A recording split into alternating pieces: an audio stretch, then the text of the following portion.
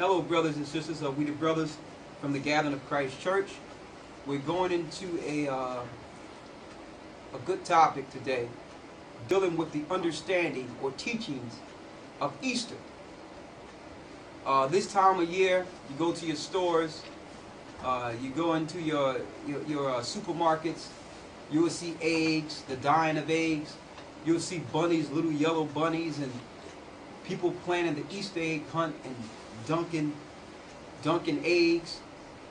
These festivities, these family festivities that allow the people to come together. Easter Sunday, everyone come together in remembrance of Jesus Christ getting crucified, rising on a third day, or what the church called Easter Sunday. So you might ask yourself, what do bunnies, eggs, and Christ have to do with each other? Why you have some churches dealing with Easter egg hunts, or have everybody coming on Easter Sunday. And I used to wonder, even though the calendar changed each year and the days change each year, you notice Easter Sunday, Easter always falls on a Sunday, regardless of what the calendar is. Easter falls on a Sunday. You have Good Friday, Easter Sunday. So we're going to go into the teachings. Where do Easter come from? Do the day Easter have anything to do with Jesus Christ? Was pagans or Gentiles following the worship of Easter before Christ was born? All these and more will be answered for you. Where's the first place you see the word Easter? We're going into the Holy Bible, the King James Version, the regular King James Holy Bible, the same Bible you may have on your mantelpiece. And we're going to go into the word Easter and see if it's in the Bible. Let's go to Acts 12 and 4. Acts 12 and 4. And when he had apprehended him, he put him in prison and delivered him to 4 quadrants of soldiers to keep him, intending after Easter to bring him forth to the people. Intending after Easter to bring him forth to the people.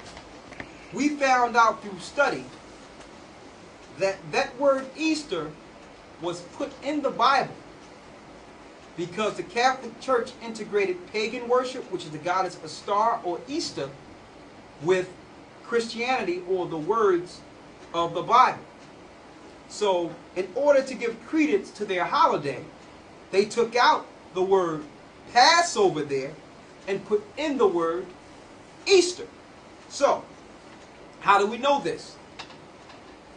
Now, we don't own any printing presses. This is the Zondervan Bible Dictionary. Okay? And in the Zondervan Bible Dictionary, I highlighted where it says Easter, in parentheses, it says Passover. Rendered Easter in Acts 12 and 4. But correctly translated Passover.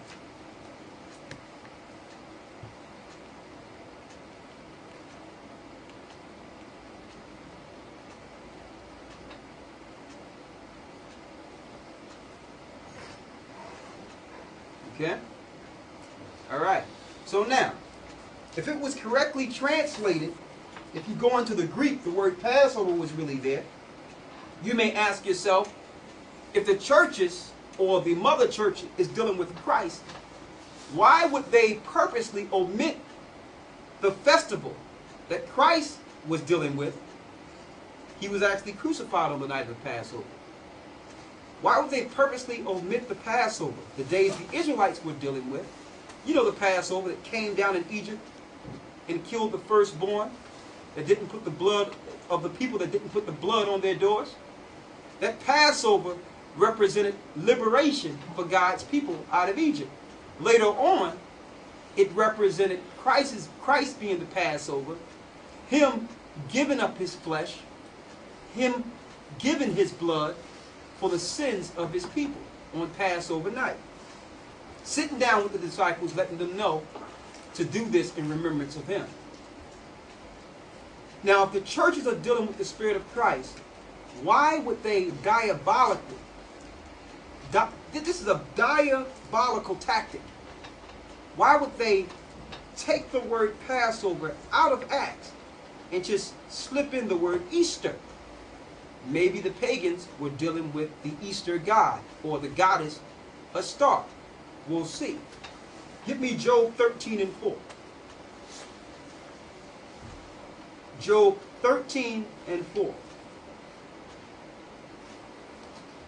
Because we know they that would worship Christ or God must worship him in spirit and in truth. Read Job 13 and 4 for me, please. But ye are forgers of lies. They are what? But ye are forgers of lies. They are forgers of lies. So you would have an institution sit down and forge new teachings in the book to give credence or authority to a Gentile teaching. Let's get 1 Corinthians 10 and 20. And read that.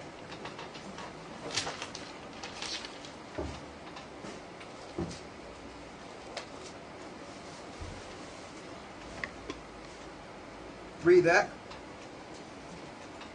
But I say that the things which the Gentiles sacrifice, they sacrifice to devils. The Lord says the things that the Gentiles sacrifice, they sacrifice to devils.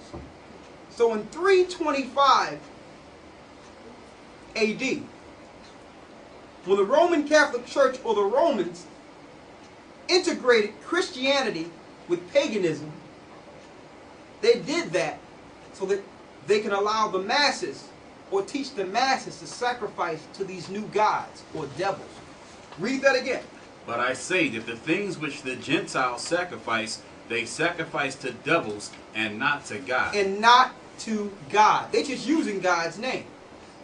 And they do this because if they was to tell you, listen, you're following Satan, the masses would not follow it willingly. So they slip God and Christ in so you can willingly follow Satan. Satan himself appears as an angel of light.